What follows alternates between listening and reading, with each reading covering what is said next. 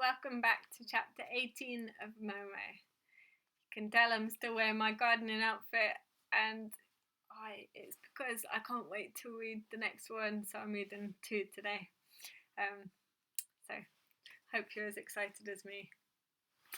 Are you sitting comfortably? Yes. Yeah? Yes. I'm looking forward to more. Good. I'm glad to hear it. Anyone who's not comfortable, get as comfortable as you can, and hopefully listen to this will make you feel more comfortable. Okay, here goes. The pursuit.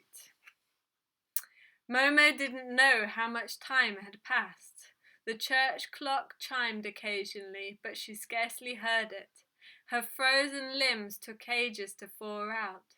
She felt numb and incapable of making decisions. How could she go home to the amphitheatre and climb into bed now that there was no hope left for her and her friends? How could she, when she knew that things would never come right again? She was worried about Cassiopeia too. What if the men in grey found her? She began to reproach herself bitterly for having mentioned the tortoise at all. But she'd been too dazed to think straight.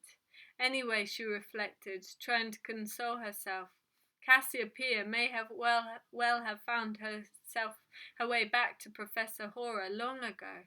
Yes, I hope she isn't still looking for me. It would be better for us both. At that moment, something nudged her bare foot. Momo gave a start and looked down. There was Cassiopeia, as large as life, and she really could dimly see words on the animal's shell. I'm here again, they said. Without a second thought, Momo grabbed the tortoise and stuffed it under her jacket. Then she straightened up and peered in all directions, fearful that some men in grey might still be lurking in the shadows. But all quiet. Cassiopeia kicked and struggled fiercely in an effort to escape. Holding her tight, Momo peeped inside the jacket and whispered, Please keep still. The words, Why all the fuss? Demanded Cassiopeia. You mustn't be seen, Momo hissed. The next words to appear on the tortoise's shell were, Aren't you glad?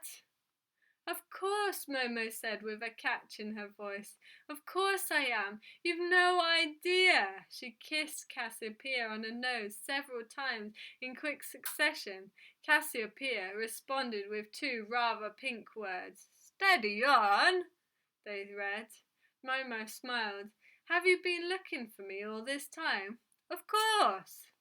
But how did you happen to find me here and now? I knew I would, was the laconic reply.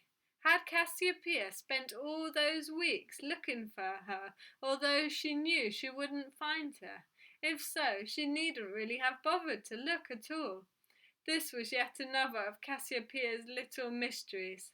They made Momo's head spin if she thought about them too hard, and besides, this was scarcely the moment to puzzle over such problems. Momo gave the tortoise a whispered account of what had happened since they had last met. What should we do? She concluded. Cassiopeia had been listening attentively. Go to Hora, she spelled out. How? Now? Momo exclaimed, aghast. But they're looking for you everywhere. This is the only place I don't happen to be. Wouldn't it be wiser to stay here? But all the tortoise's shell was, We're going anyway. We'll run right into them, Momo protested. Won't meet a soul, was Cassiopeia's response. If Cassiopeia was sure, that settled it. Momo put her down. Then, remembering their first long, arduous trek, she suddenly felt too exhausted to repeat it all over again. You go alone, Cassiopeia, she said wearily. I'm too tired to go. I'm too tired. Go alone and give the professor my love. Cassiopeia's shell lit up. It's not far. Momo was astonished to read it. It dawned on her as she looked around that this shabby and desolate-looking neighbourhood might be the one that had led to the district with the white houses and the strange shadows. If so, she might after all be able to make it as far as Never Lane and Nowhere House. "All right," she said, "I'll come too. But wouldn't it be quicker if I carried you?" "Afraid not," Cassiopeia replied. "Why should you insist on crawling there by yourself?" Momo said, but all she got was the enigmatic reply, "The way's inside me." On that note, the tortoise set off, and Momo following slowly step by step. They had only just disappeared down a side street when the shadows around the square came to light and the air was filled with brittle sound like a snapping of dry twigs. The men in grey were chuckling triumphantly. Some of their number, who had stayed behind to keep surreptitious watch on Momo, had witnessed her reunion with Cassiopeia. The wait had been a long one, but not even they had dreamed that it would yield such results. "There they go," whispered one grey voice. "Shall we nab them?" "Of course not," hissed another. "Let them carry on." "Why?" demanded the first voice. "Our orders were to capture the tortoise at all costs." "Yes, but why do you want it?" "So it can lead us to horror." "Precisely, that's just what it's doing now. We won't even have to use force. It's showing us the way of its own free will, unintentionally." Another dry chuckle went up from the shadows around the square. "Pass the word at once. Call off the search and instruct all agents to join us here. Tell them to exercise the utmost care, though.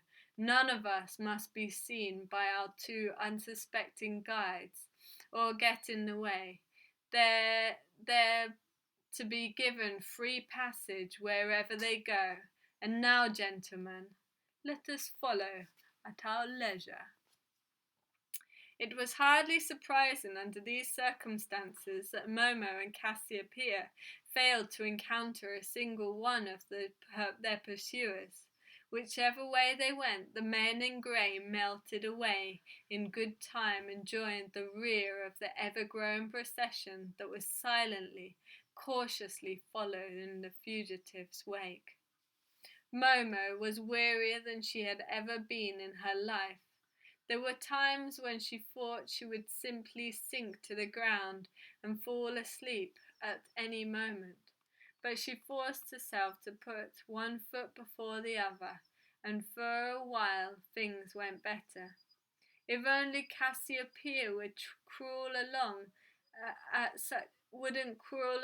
such a snail's pace, she thought, but it couldn't be helped. She trudged along, looking neither right nor left, only at her feet and the tortoise. After an eternity or so, it seemed, to Momo, the surface of the street grew suddenly paler. She wrenched her laden eyelids open and looked around. Yes, they had finally reached the district, where the light was neither that of dawn or dusk, and where all the shadows ran in different directions. There were the forbidding white houses with their cavernous black windows, and there was the peculiar egg-like monument on its black stone plinth. At the thought that it would be long before she saw Professor Horror again, Momo's courage revived. It wouldn't be long before she saw Professor Horror again. Momo's courage revived. "Please," she said to Cassiopeia, "could we go a bit faster?" "More haste, less speed," came the reply, and the tortoise crawled on even more slowly than before. Yet Momo noticed, as she had the first time, that they made better progress that way. It was as if the street beneath them glided past more quickly, and the slower they went. That, of course, was the secret of the district with the snow-white houses. The slower you went, the better progress you made, and the more you hurried, the slower your rate of advance. The men in grey hadn't known that when they pursued Momo in their cars, which was how she'd escaped them. But that was the last time. Things were different now, that they had no intention of overtaking the girl and the toys. Now, because they were trailing them at exactly the same speed, they had discovered the secret.